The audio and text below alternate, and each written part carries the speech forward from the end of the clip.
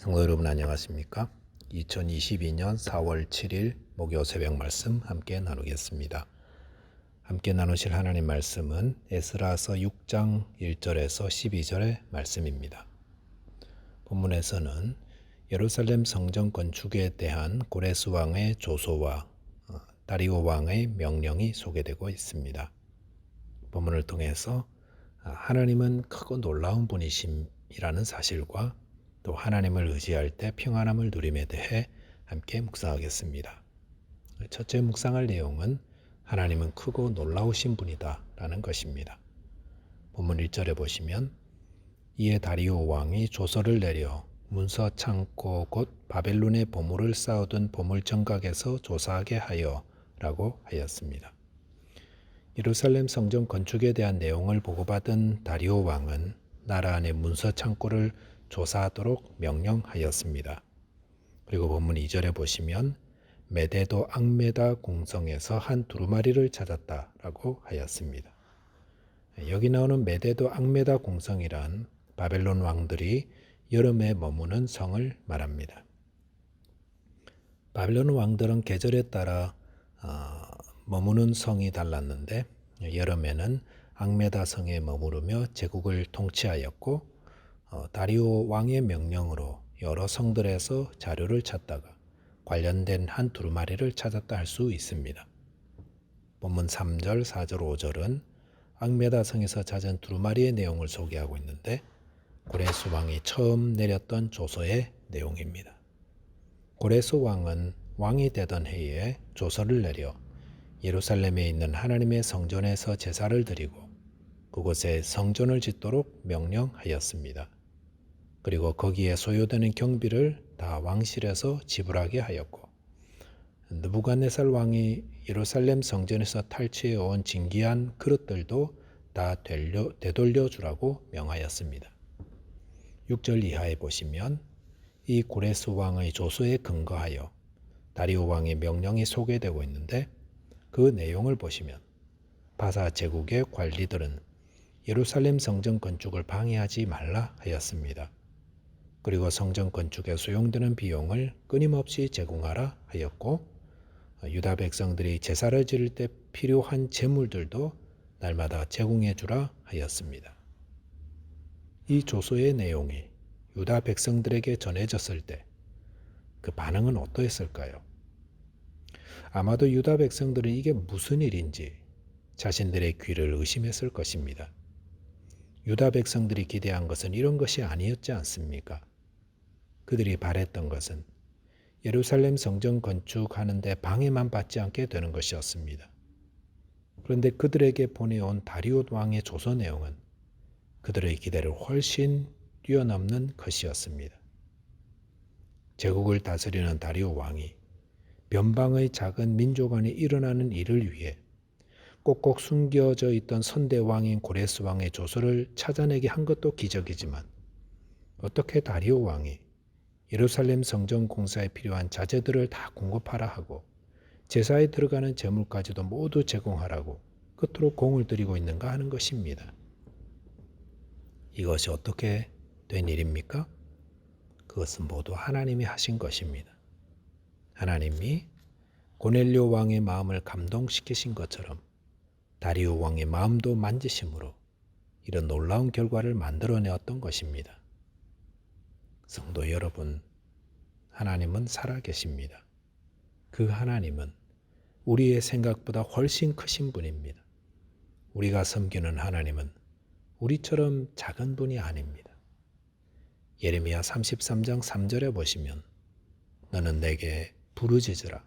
내가 네게 응답하겠고 네가 알지 못하는 크고 은밀한 일을 내게 보이리라라고 하셨습니다. 이 말씀에서 하나님은 그의 백성들에게 하나님께 부르짖어 기도하라 하셨습니다. 그러면 하나님이 응답하신다 하셨습니다. 그런데 어떻게 응답하십니까? 기도한 대로만 응답하시는 것이 아니라 우리가 알지 못하는 크고 은밀한 일을 보이신다고 하셨습니다. 유다 장로들은 성전을 건축하면서 얼마나 기도했겠습니까? 얼마나 하나님 의지했겠습니까? 제발 방해가 없게 해주시옵소서. 이것이 그들의 기도였을 것입니다. 하지만 하나님은 어떻게 응답하셨습니까? 그 기도에 응답하시는 것뿐만 아니라 제국의 왕이 공사에 필요한 모든 자재들과 또 제사에 필요한 제물들까지 일체 다 공급해 주라고 명령하였습니다. 우리가 섬기는 하나님은 온 땅을 다스리는 크고 놀라우신 분입니다. 저와 여러분께서 주님의 나라를 세워가면서 이 크고 놀라운 하나님을 배우고 경험하며 그분을 높이고 증거하는 자 되시기 바라겠습니다. 두 번째 묵상할 내용은 하나님을 의지할 때 평안함을 누린다라는 것입니다. 본문 10절에 보시면 그들이 하늘의 하나님께 향기로운 제물을 드려 왕과 왕자들의 생명을 위하여 기도하게 하라 하였습니다. 다리오 왕은 예루살렘 성전 건축을 위해 적극 협조하고 도움을 주라 하면서 유대 백성들로 왕과 왕자들의 생명을 위하여 기도하게 하라라고 하였습니다. 여기 보시면 다리오 왕이 왜 그토록 예루살렘 성전 건축에 공을 들이는지 이유를 조금 알 수 있습니다. 다리오 왕은 유대 민족이 세우는 성전 건축에 대해 바사의 관리들로 하여금 성심으로 도우라 한 후에 그들로 유대 민족으로 왕과 왕자들의 생명을 위하여 기도하게 하라라고 하였습니다. 다리오 왕은 무엇을 바랬던 것입니까? 그는 유대 민족이 자신과 그의 자녀들을 위해 기도해 주기를 바랬습니다. 이를 통해 유대 민족이 섬기는 하나님이 그와 그의 자녀들의 생명을 보호해 주기를 원했던 것입니다. 이것은 다리오 왕이 하나님만을 섬기려 했다는 것을 의미하지는 않습니다. 그는 다신교를 섬기는 자였습니다. 그럼에도 바사 정치가 워낙 불안정했기 때문에 유대 민족이 섬기는 하나님께도 의지하려 했던 것입니다. 다리오 왕은 아무리 대제국의 최고의 권좌에 앉아있다 할지라도 그의 생명이 언제 끝날지 모르는 불안 때문에 참 평안이 없어서 어디인가라도 기대고 싶고 의지하고 싶었던 것이었습니다. 이것은 얼마나 아이러니한 모습입니까? 사람들은 더 많은 성공, 더 많은 소유, 더 많은 사랑을 받으면 행복하고 만족한 삶을 살 수 있다고 생각합니다. 그래서 더 많이 일하고 더 많이 수고하지 않습니까? 하지만 그렇게 수고하고 노력하여 뜻한 바를 얻었는데도 마음에 평안이 없다면 그 모든 것이 무슨 의미가 있겠습니까? 참 평안은 어디에 있는 것입니까? 그것은 인간의 노력으로 얻어지는 것이 아닙니다. 좋은 침대를 산다고 참 평안이 임하는 것도 아니고 매일 진수성찬을 먹는다고 임하는 것도 아닙니다. 이 땅에서 가장 큰 복은 마음의 평안을 누리는 복이 아니겠습니까? 죽음을 앞두고도 그 마음이 평안하다면 그보다 복된 인생이 없을 것입니다. 반대로 모든 것이 풍요롭고 모든 사람이 부러워할 그런 자리에 있는데도 마음의 불안함으로 가득하다면 그런 삶은 하나도 부럽지 않습니다. 그렇다면 평안의 복은 어떻게 임하는 것입니까? 그것은 하나님만이 주시는 것입니다. 다윗은 시편 3편 3절에서 여호와여 주는 나의 방패시요 나의 영광이시요 나의 머리를 드시는 자이시니이다라고 고백하였습니다. 그러면서 곧이어 6절에서 천만인이 나를 애워싸 진친다 하여도 나는 두려워하지 아니하리로다라고 하였습니다. 천만인에게 둘러싸여 있는 상태인데 두렵지 않다. 이것은 얼마나 큰 복입니까? 어떻게 다윗은 이처럼 담대하며 평안함을 누릴 수 있었던 것입니까? 그것은 하나님을 나의 방패, 나의 영광, 나의 머리를 드시는 자로 믿고 의지하였기 때문입니다. 하나님을 믿고 의지하는 자는 천만인의 원수에게 둘러싸여 있어도 평안함을 누리게 됩니다. 주님은 우리가 평안을 누리는 자 되기를 바라고 또 그 평안을 주시기 위해 이 땅에 오셨습니다.